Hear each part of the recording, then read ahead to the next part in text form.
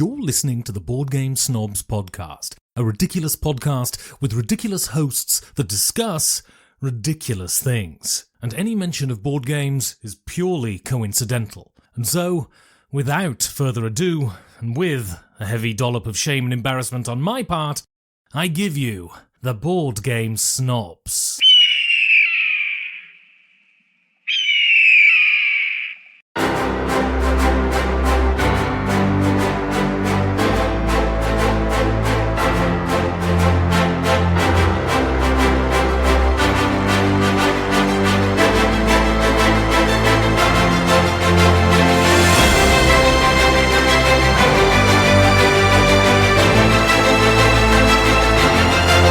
And go.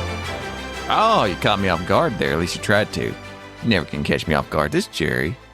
Seems like we haven't done this in a long time. This is the Board Game Snobs. Haven't podcasted or done it over Skype? We haven't Skyped in a while. This is due to necessity. Typically, we do it live in studio, but we're having to Skype this one due to unforeseen circumstances. I don't like Skyping it. I need to feel your aura. I need to feel your energy, and thus we energize and synchronize together. Speaking of which, I had an interesting conversation today with a coworker who was discussing another coworker. That's called gossip. It was gossip. I was trying to not say I was gossiping, but I was gossiping. I was being a chatty Cathy. What is the male version of a chatty Cathy? Is that a saying? I've been gabbing Gobby. Sure. Jiving Jerry. Jawing Jerry. I was jawing. They said that this particular coworker gave them the heebie-jeebies. Ooh. Now, first off, they didn't say that. This is not like, we're not in the 50s. We weren't at a sock hop, but that they gave them like a weird feeling. And I was like, I don't get that from them. What weird feeling are you talking about? Like, explain it. Like, try to put into words why this person makes you feel this way, which is really just more of a challenge, because I just wanted to see if they could adequately describe what it is. Define what makes this person a weirdo. Mm-hmm. They couldn't do it. I could. I mean, the guy looks like he's a fat Jeffrey Dahmer. He's a chunky Dahmer. And I mean, it's just, that's what he is what he looks like. I think a lot of it's in the eyes of a person. I wonder if you were to take two of these types of individuals that emit the so-called heebie-jeebies and to put them in a room together, would they detect each other's heebie-jeebiness? No, I think it'd be like two magnets just bouncing off each other. Or would they feel like, would they walk out and be like, I really like that guy. That guy was really. They may attract each other. He's a swell guy. I really, there should be a convention for creepers, for the heebie-jeebies, which I had to look that term up. Apparently that was made popular by a 1926 single by Louis Armstrong and also credited by Billy Debris. All right. Good for them. They came up with this term. But, yeah, I wonder, would they recognize, and thus by recognizing the nature causing the uneasiness in others, realize that they themselves do the same thing? I think there are just social cues and norms and awareness that some people completely lack. So, like, a person I am comfortable around, they stand at a good distance. They're not staring into my soul the entire time. They ask harmless questions. How you doing? How's your day? Something like that. They're well kempt. They've combed their hair, brushed their teeth. Their clothes are, you don't look disheveled. Yeah. But I think that if we put these people, what we need, what would cure this, what would completely eradicate this weird heebie-jeebiness from the culture would be, I think we should just we should have a convention, put them all in the same room, and I think they would figure it out for themselves, like a cognitive behavioral therapy. Like they'd be able to see this and be like, we need to stop being this way. That's what we could do.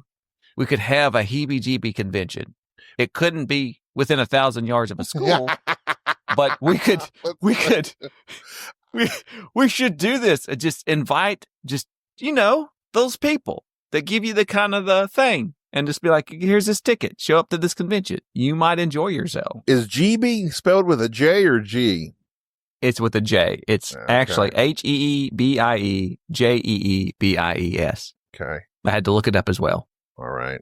So it's you'd have to come up. It's like the cool guy convention. We'd have to lure them there. This whole convention didn't sound perverted. And Chris Hansen would be the... Chris Hansen's the MC.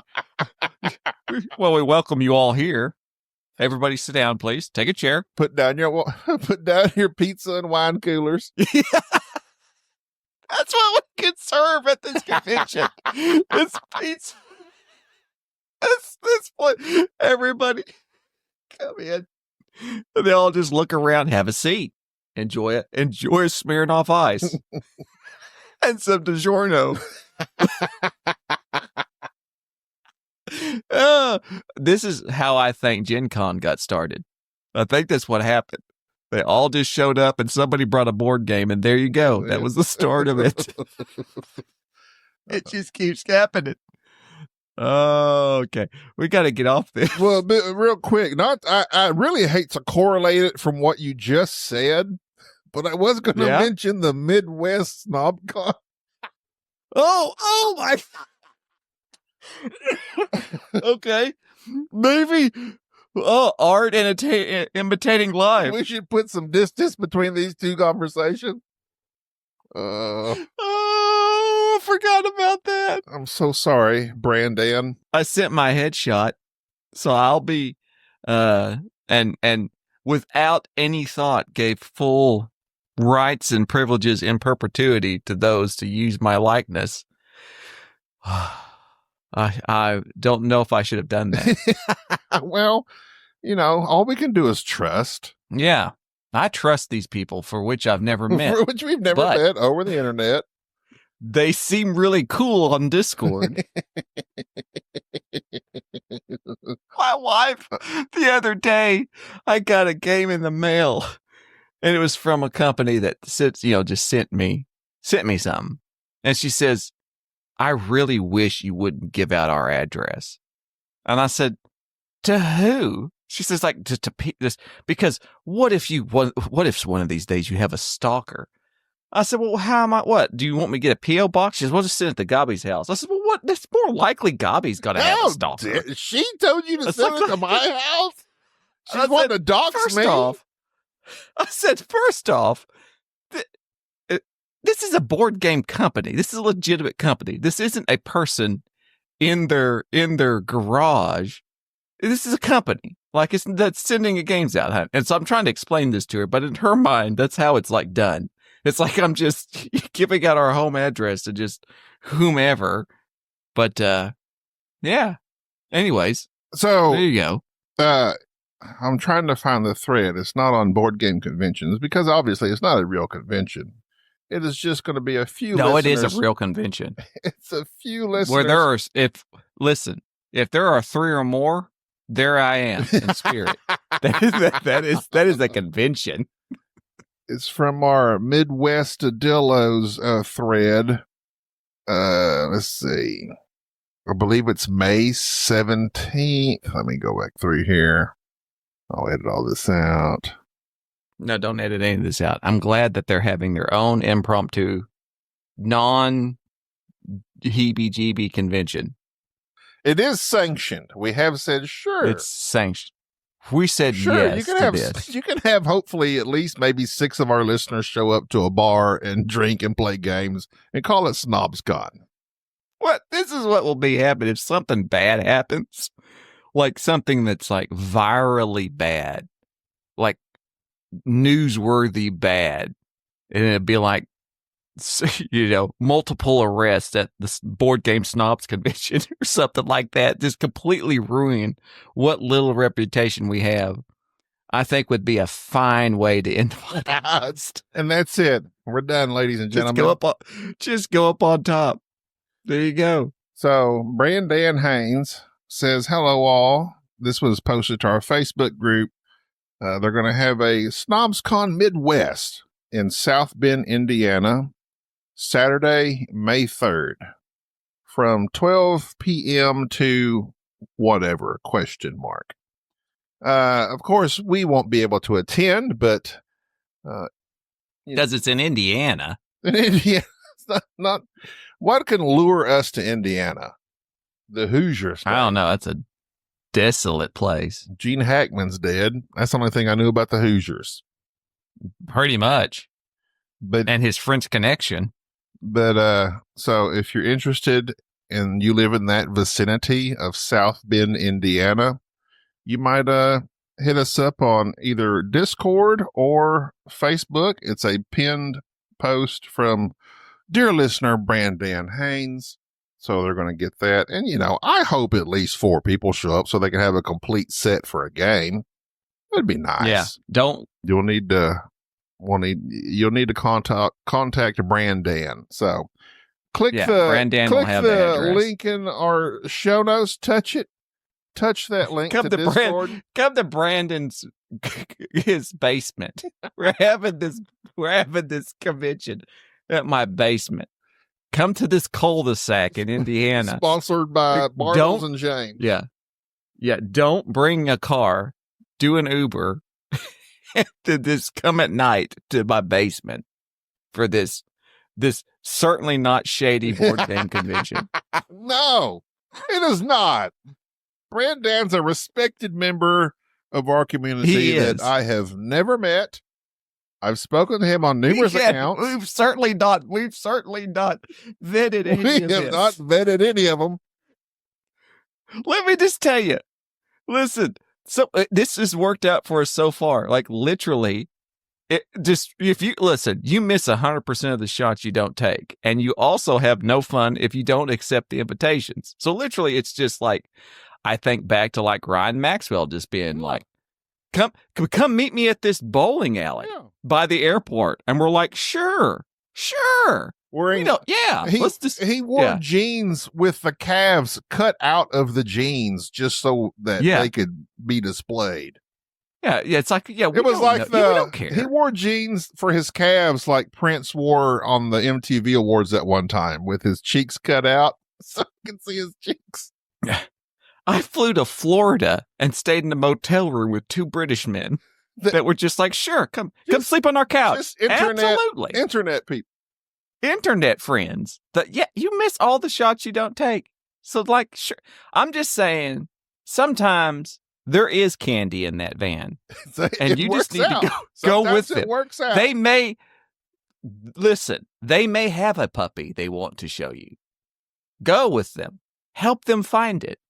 They have, you never know. Not everybody is evil, is what I'm saying. At least the ones I have interacted with on the Discord and our Facebook group. I would concur. There you go. So I'm just saying, they're good people. Take a risk, and this may go to Indiana. I mean, if you happen you definitely won't wake up in a bathtub full of ice. If you happen to have like, what is like a True People search or something where you can check the background of folks. I mean, sure, use it. Use it if you want to. I in no way pay for like Intellisys or on-demand court records. I don't randomly put people's name in that may or may not be on our Facebook group just to make sure we don't have a bunch of wanted felons. I don't do that. I just go with my gut. We're a safe place. And if you don't give me the heebie-jeebies, then I'm down with that. I'd like to think, come on, we are heebie-jeebie free. I've said this in the past. I have not met one person and had any interaction with anyone yet that has given me anything like the heebie-jeebies. Type A heebie-jeebies. The type B certainly, but type A. But the day is coming. And it will be devastating. I won't want to admit it, but there will be a time when we meet somebody that gives us that. It's bound. I don't know who that will. It's bound to happen. Well, actually, we have what happens is we have jumped the gun because we have met somebody. His name is Enrique, and we have inoculated ourselves to it because we interact with him on a daily basis. It's kind of like how the milkmaids got the cow pox, and that prevented them from getting the pox. They got that lesser. That's how it is. We don't really feel the heebies because we're around the GBs constantly, and we are thus inoculated to it. So sure, go to Indiana. Enrique rode. Have you seen the video of Enrique's bull riding, which I had no doubt will post to Facebook? Let me please clarify. It was not a live bull. It was a mechanical bull. I think I saw his sister posted. Yes, yes. He just went to Arkansas and hopped on a mechanical bull. He was not at the pickleball. Where were they in Arkansas? In Texarkana. Oh, okay. No, Texarkana is in both Arkansas and Texas, right? Correct. Okay. Hence the name. I get confused sometimes. And the Texarkana, Texas side is the superior side, just FYI. It is. I was at the pickleball court every Sunday evening like he should have been.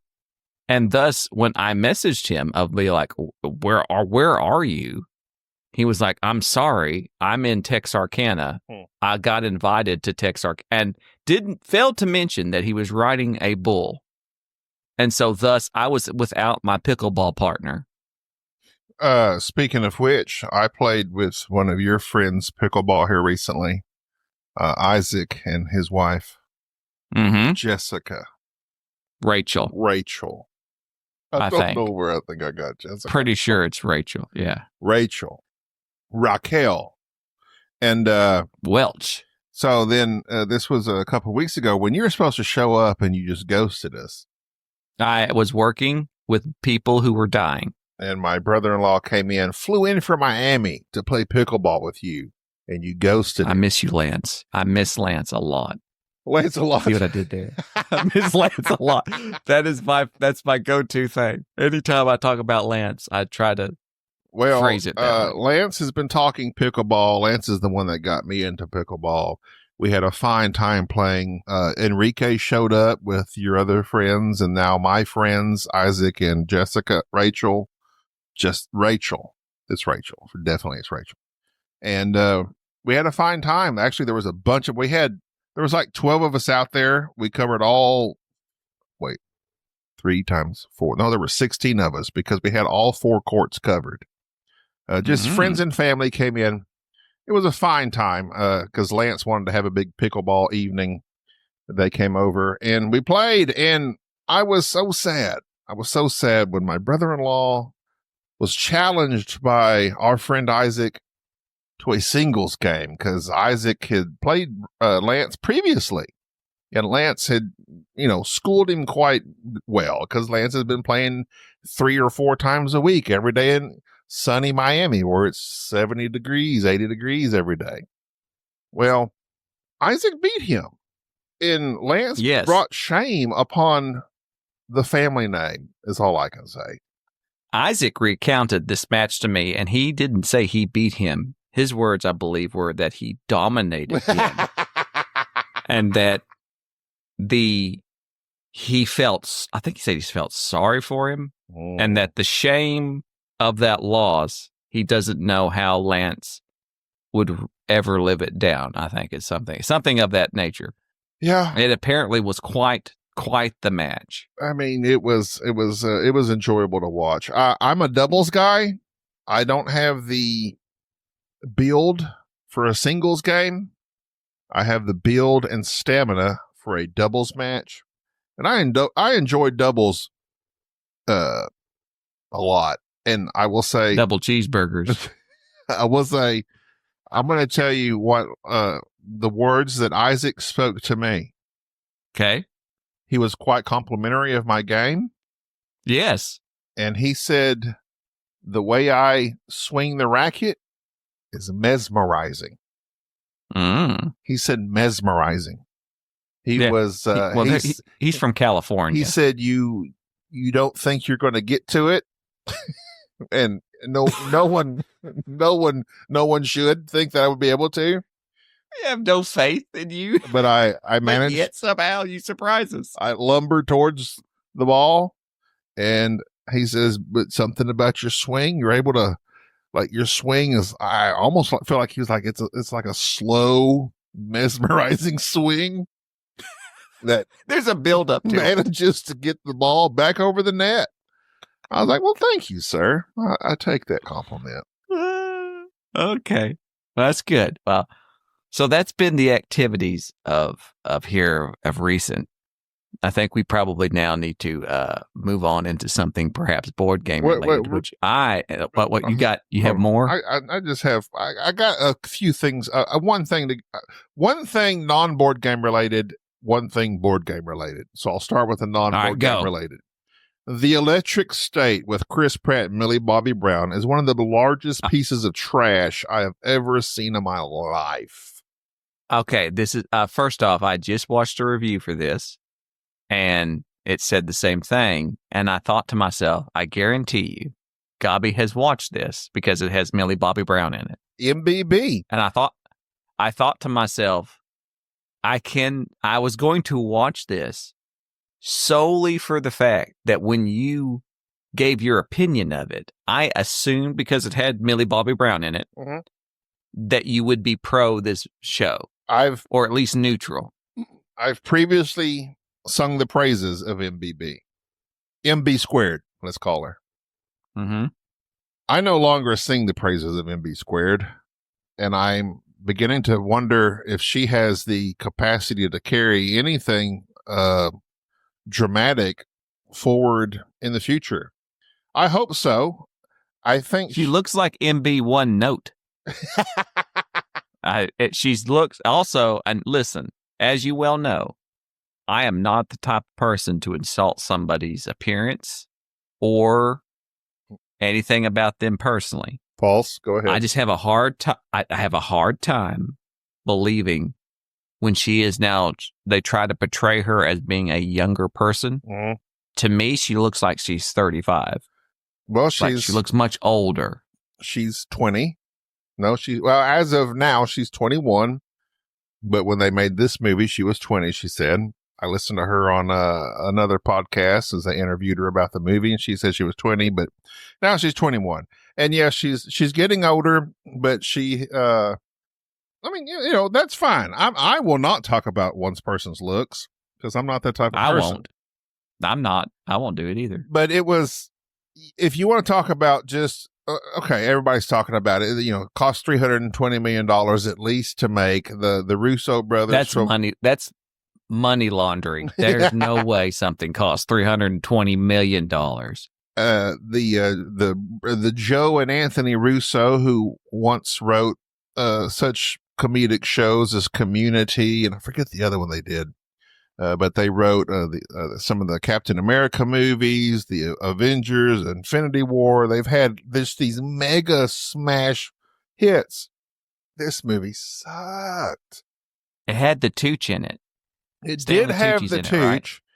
Right? Not the Tooch's best work either. I see, and I see that's why I'm being objective. It's not anybody's. Tooch is going downhill. No, how? No, I'll say it. I'll say it. No, I'll say it. This movie is no one's best work. Not the directors, not MB squared, not the Tooch. Chris Pratt gets on my nerves. I've declared that before, so he's not even a part of it.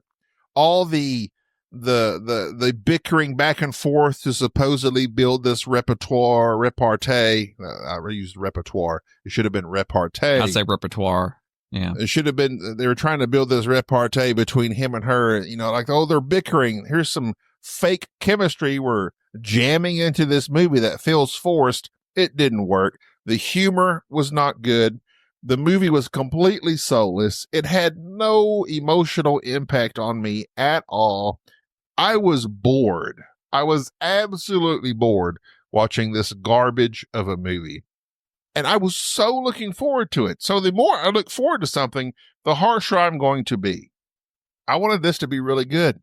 I enjoy being able to go home, sit on my chair, and watch a high production value movie on Netflix. That's great. That's awesome. You couldn't do that 10 years ago.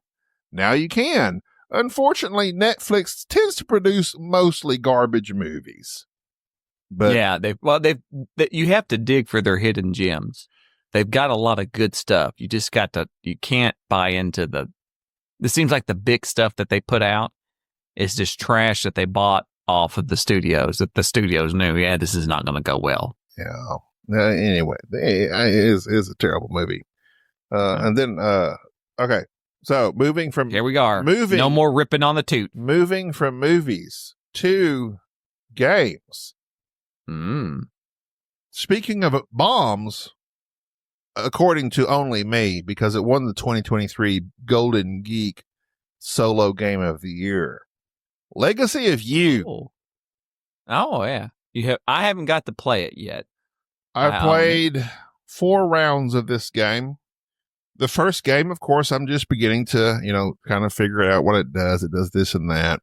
It's a card game. It's a resource management game. You're fighting off the barbarians while you're trying to build like irrigation canals to ward off this flood that's destroying the land. And it's based on true stuff. But although when I looked up the Legacy of You, it's mythology in Wikipedia. So it's like, I don't know what's true, what's myth, I guess, because it was thousands of years ago, I guess. But it's based upon somewhat real events, somewhat real stuff. And China was getting flooded with stuff, and they needed to ward that all off. So they hired this one particular person, Yu's father, Gun. He built a bunch of dikes to prevent these floods from coming. The dikes failed. And so they say that he like mysteriously disappeared. So they think the emperor probably got rid of him. Well, then his son comes in and is successful. And he's quite, lauded in Chinese culture, this Yu character. The game is fine. It's fine. And that's, would you rather play a game that's terrible or fine? I guess fine. I guess fine reasonably is the one you would want to choose. Well, I haven't played it yet. Well, it could be that the problem is you. The problem could be you. It could be. It's a campaign type game, but a resettable campaign. And resettable, I mean, not resettable. It's a very simple game. Okay, the pros of it are it's easy to learn, easy to set up, minimal setup. You're playing it within 10 to 15 minutes. I wonder what happened to you. I don't know. Keep going. Just keep going. And so you have townsfolk cards that you play in a number of ways. You can play them for their resources. You can play them for this certain harvest phase, which you do every time you draw back up cards. It's basically kind of like after the reset, you do your harvest phase. That's when you get it's like the income phase. So in the income phase, you can increase your harvest phase and the things you get, but you can also play the cards in like 3 or 4 different ways. Okay, that's cool. That's always cool. The art is really good. It's Sam Phillips. And I had to look this up, and I wanted to look this up because I know me and you are always confused on all things Sam McDonald, and what I've come to learn as the Miko. Now, the Miko is not his name. His name is Mihaila Dmitrievsky. Where they got the Miko, I don't know. But apparently he's the Miko. Mihaila Dmitrievsky. He's the one that did the art for like Raiders of the North Sea and all those games. He did the South Tigris series as well. He works with Shem a lot.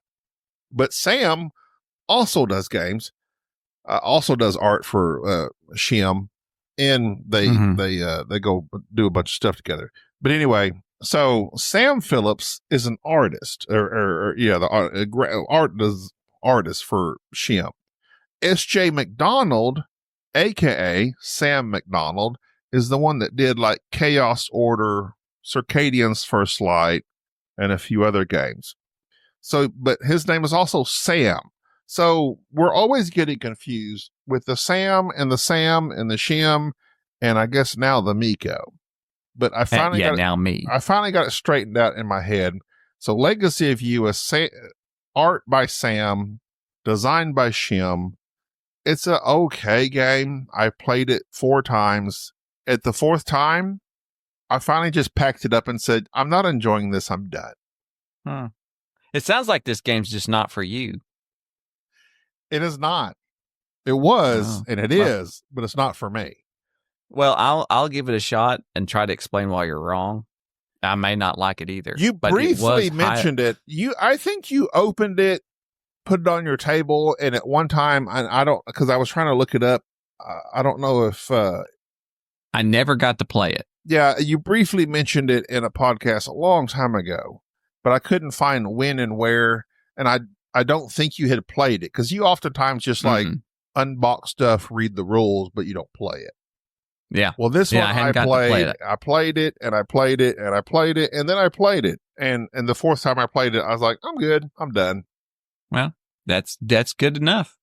I'll take your word for it, but I'll give it a row and see what happens. Speaking of solo type games, I posted on our Facebook group that a game had come in that I had completely forgotten that I had backed, that being the second reprint of a game that came out a few years ago called Earthborn Rangers. For whatever reason, I backed this game, and it's been so long, I couldn't remember why I backed it. It's a 1 to 4 player game. It's kind of a campaign type thing where you're a ranger and you create your little dude and you go out and you just have like this narrative adventure. And it's basically just a bunch of cards and narrative choices and maps and that type thing. And I could not for the life of me think of why I back this. Like what, because typically if I pull the trigger on something, I have researched it and something caught my eye. And apparently there were 2 things that caught my eye. One of them was the review that was done by Space Biff, which is AKA Dan Thoreau. And if you don't know who Space Biff is, you go to spacebiff.com. He is the best writer of board game reviews, of written reviews. There is no one who rivals him. If he were to get into something like writing reviews that were like for video games, he would take over the world because of just how talented he is. Well, he wrote rather favorably of this game. The other reason that I purchased it was to examine it. And I had forgotten that because when the game came in the mail and I opened the box, I immediately looked at it and was not quite impressed by the packaging of it, like the feel of it. The first thing that I noticed is that it wasn't wrapped, it wasn't cellophaned like most games are. And when I opened it, there were various other little things that I was looking at that I'm going, what is this? This doesn't look right. What is wrong with this? And I realized that was the second reason I bought it, that when Earthborn Rangers was founded, when they made it, they made a big deal about it being not printed using any single-use plastic or plastic of any kind, and that the entire game is recyclable.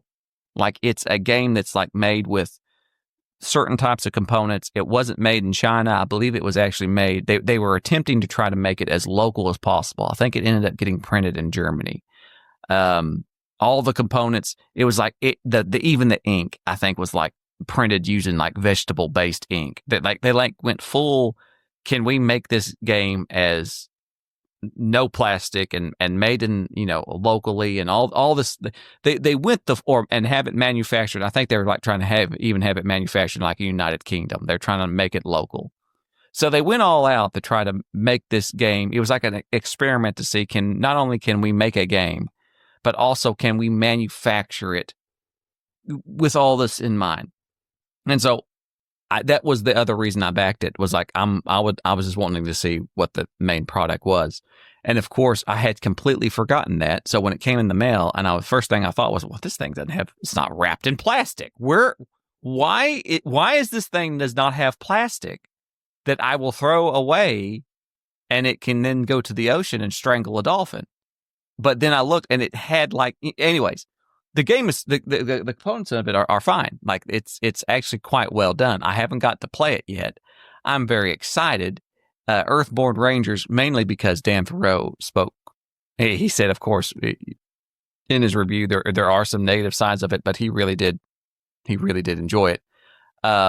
It's rated as it's kind of more of a heavier weight game. It's rated an 8.1 on BGG. Its weight is like a 3.5. There's a lot of little things about it that I'm going to be very interested in playing. And so I'm really looking forward to I'm trying it out solo at first to see if it's, something that y'all might like, and then giving it a whirl. But it was nominated in 2023 as the best. It didn't win it, but it was nominated as the most innovative and best solo, best cooperative, best artwork. It's like it had a lot of nominations from 2023. This is the second printing of it. You beat it. Legacy of You beat it. Yeah. So, what anyways, I was thinking of solo games. Yeah. Okay. So this one is cooperative solo. I saw you get in the mail. You should put a picture of it on Facebook. And I was thinking it came during the dust storm, and there was no electricity. So I also thought that was quite ironic after the end of it. So the apocalypse is nigh upon us. The Space Invaders dice game. What was that one called? Mm-hmm. I know what you're talking about. Let me turn. I think you have our copy. Well, what did you say? The return? No, I didn't say. I said I have to turn around. I think you have it. I do not have it. It's not at my home. Anyway, Under Falling Skies, I have it. Okay, yes, yeah, and that's a great game. So, and I know I'm comparing apples to oranges because Legacy of You is a Euro style game. And what is Earth talking about that? What is Earthborn? We're still hating on you. Good the Lord. hate burns Leave Sam, Shim, and Miko alone.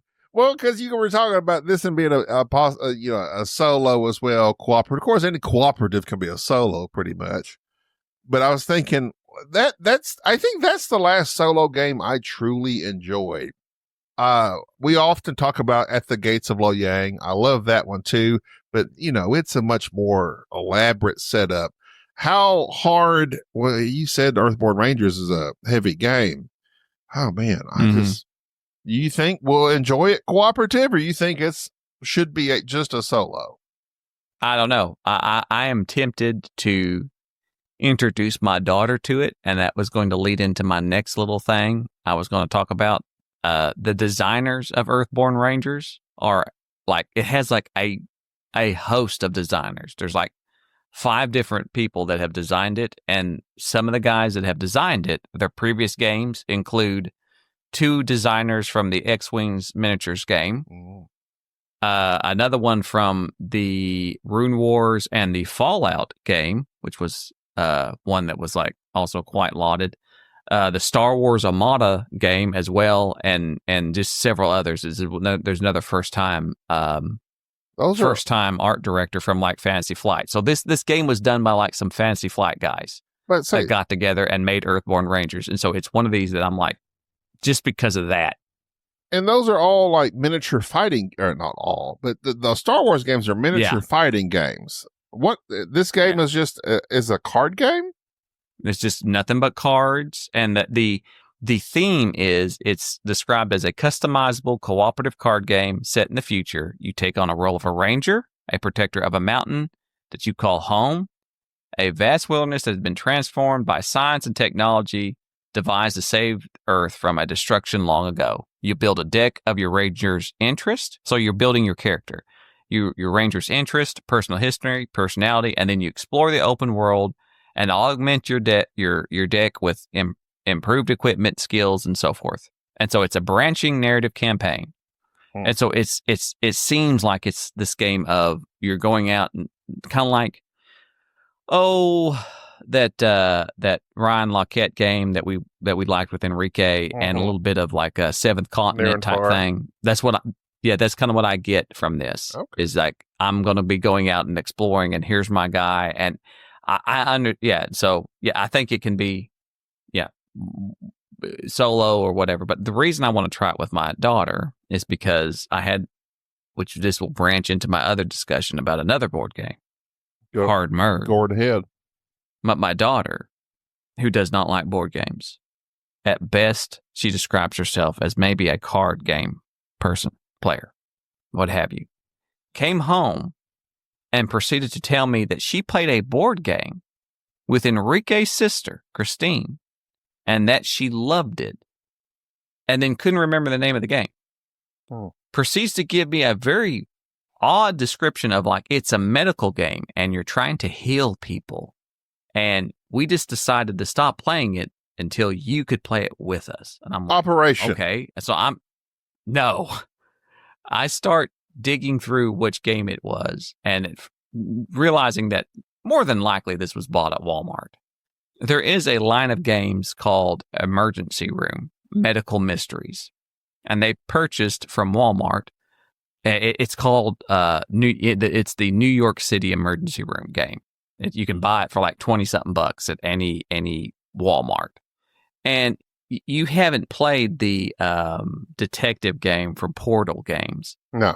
But that solo game does something that it's a cooperative solo game that you're a detective, and it simulates like the groundwork that it takes to be a detective. And the one thing that I really liked about that game was it wasn't something very dramatic. It was, do you go to this location and it takes 3 hours and look up this thing, or do you go to this location? It takes 2 hours, and then you do stuff while you're there.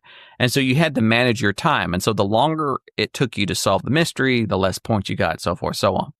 This New York City emergency game is very simple in that when you open it, here's this little tutorial that walks you through how to play the game. Like you open it up, it's your first patient. You don't get to make really any decisions. You just do what the tutorial tells you. And 5 minutes later, you now know how to play this game.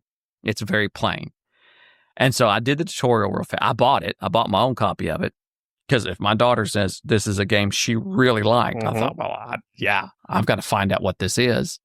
And so I got it, took it home, did the tutorial real fast and said, all right, let's do the next patient. We sat down as a family and just, in case you're new to this podcast, I am a healthcare hero, been in the medical field over 20 years, started off as a paramedic and then an RN in the emergency room. So this game is like my bread and butter. So the first patient, it's like before I even read like the little, here's the situation, I already know what's going on. And each patient gradually gets worse. It gets each case gets harder and harder to solve. But essentially, I was just enthralled with this game because, one, it was highly educational for people who were not in the medical field. Like my kids sat there and I'm like, okay, so here's what they say. They say this, this, this, and here's what the patient's complaining of. And then you have this little card where it gives you the options of what you can do. Like, here's the blood works that you can ask for. Here's the drugs you can give. Here's the tests you can run. Here's a consultation you can do. And every time you pick something or ask the patient a question, you write it down on a little piece of paper thing that gives you, and that advances the time. And you just look up the answer, the card, you pull out the card. It says, okay, look at card number 4. And you pull out the card, and here's a little image, and it says, whatever that you asked about. And if you take too much time, the game changes. So if you keep asking stupid questions and just keep running stupid tests, your patient degrades. And it does so through an interesting little mechanic of you look up in this book, kind of like if you're a big time solo war gamer, you probably know about Ambush, where you're looking up, the results of something in a book. This one has a very small booklet where if you draw the blood work when they first come into the office, and look at them and do an EKG, then you get this result. You look up this page of the manual. If you wait and you mess around and now it's like, oh yeah, we should have drew their blood, and you drew your blood now you get this result. You get a different result.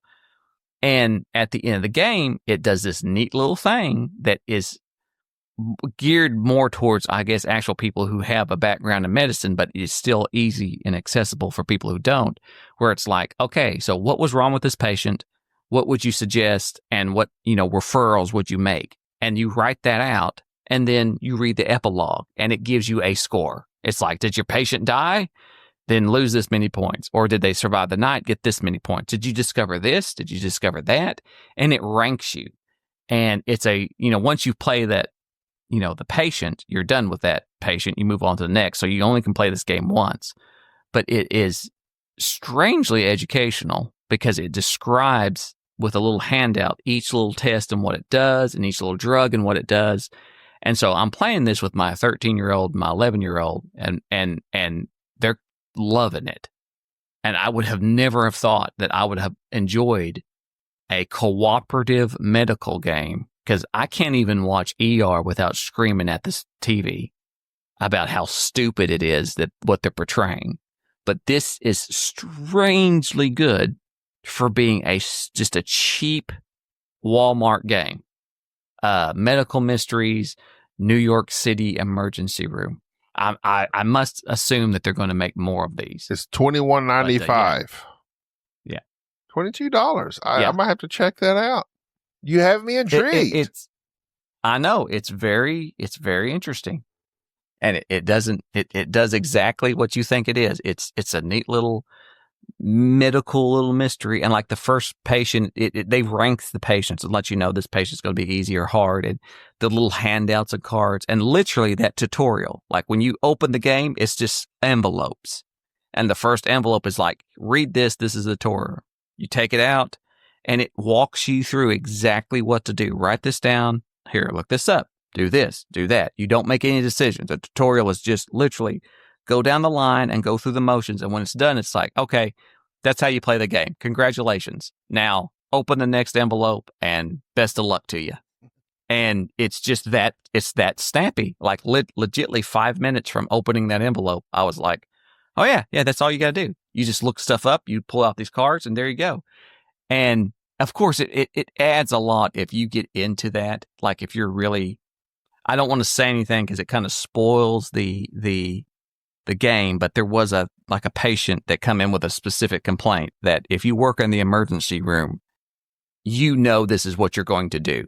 Like it's universal. You walk into any emergency room, you say this complaint, this thing will happen. And I, instead of just going, okay, here's what we need to do, I just look at my kids and go, okay, what do y'all think we need to do? Here's your options. And I just stay quiet and watch them go, okay, well, what about this? We could do this. And strangely enough going, well, why would you do this? And kind of explaining.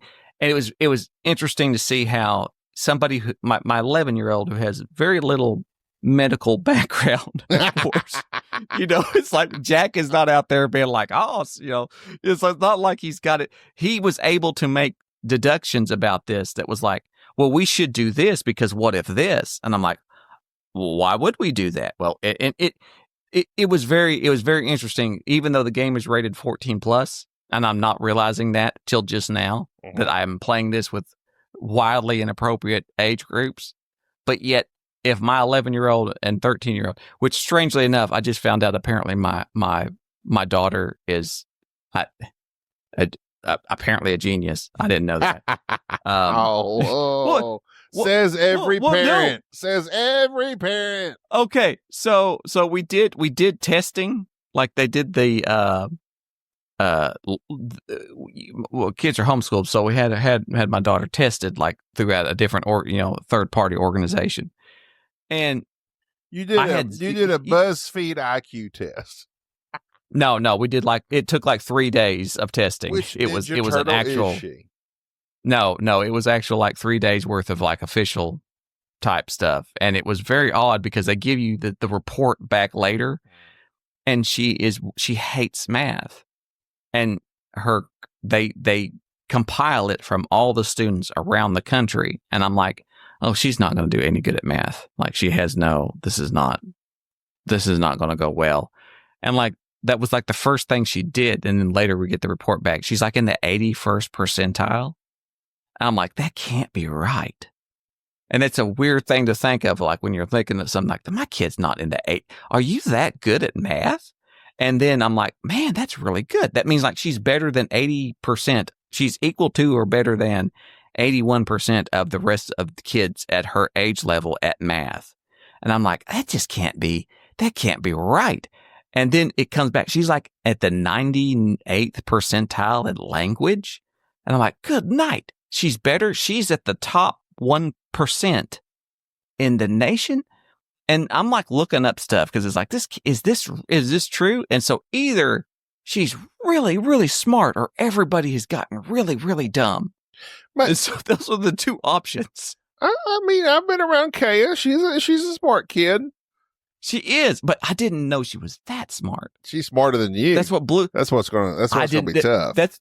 That's what blew me away. It's, I think I have a very unbiased opinion.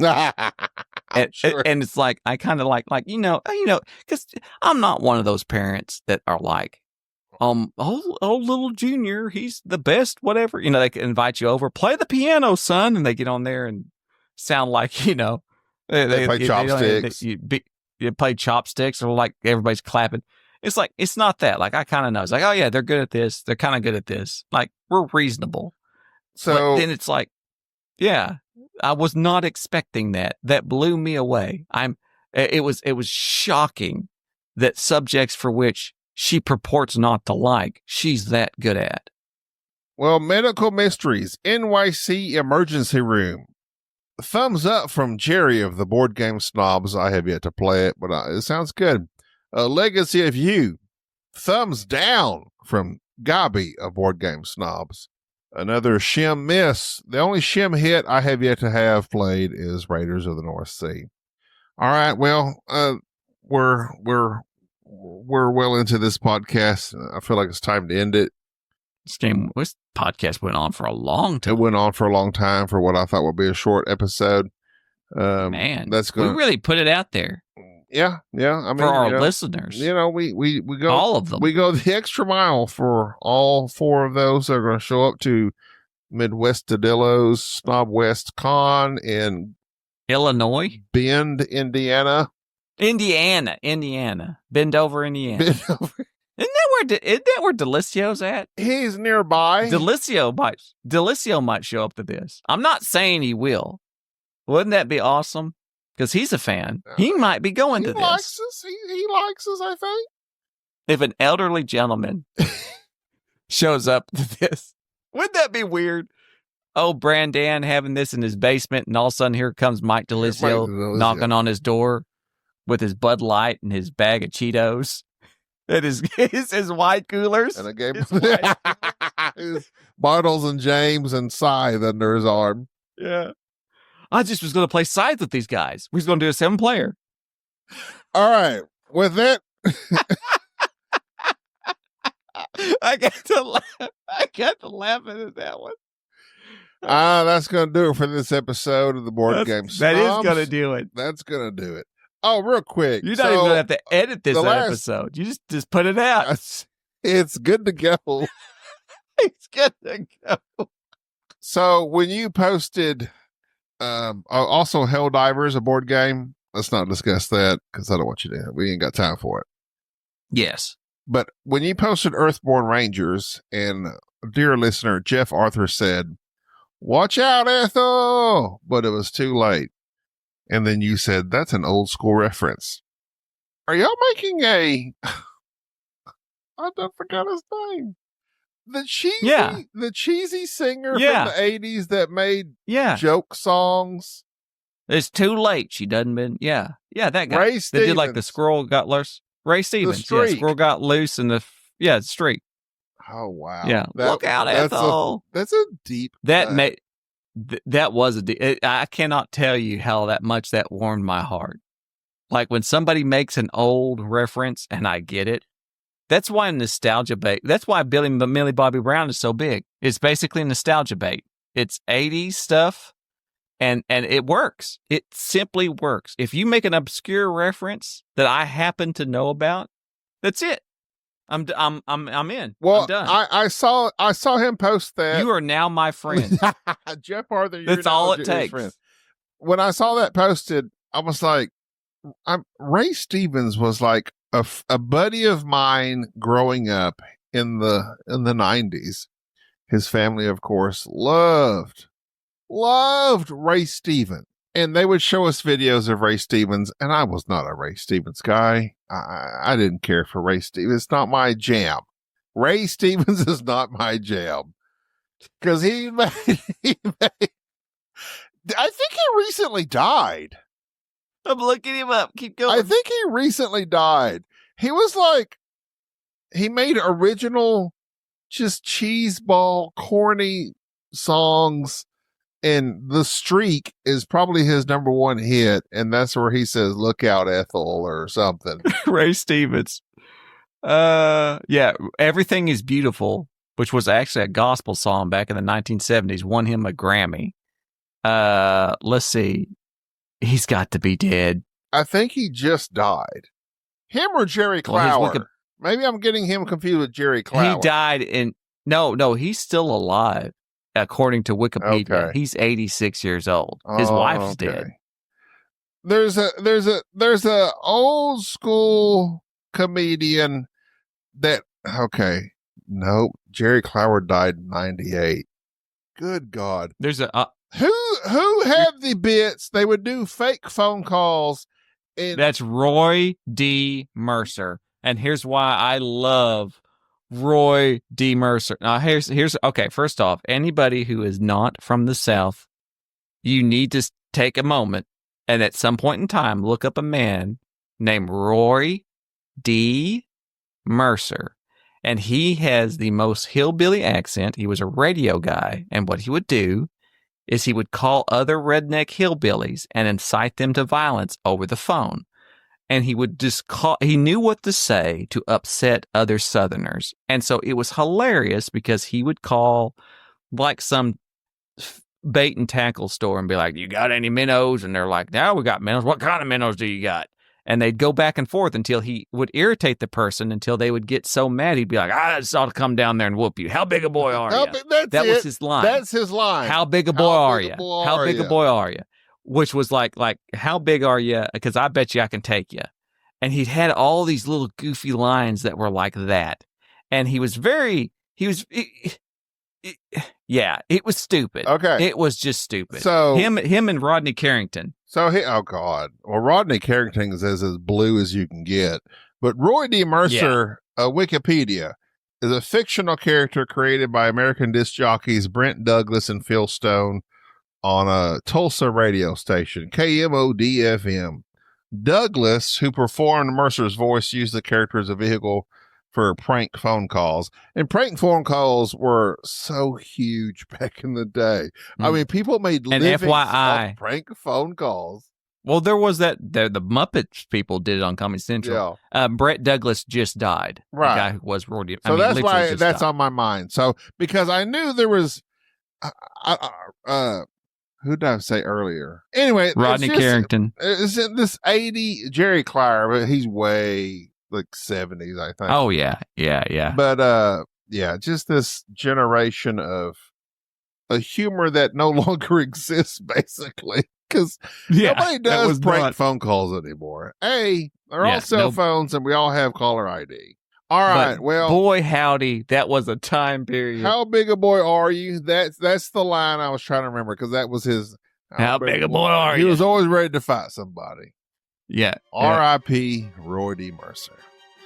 Well, that's going to do it for this eclectic episode of the Board Game Snobs. As me and Jerry Skype each other, we yearn to be together in physical form, but yet the world keeps us apart. That was very poetic. Thank you. Until next time, I'm Gabi.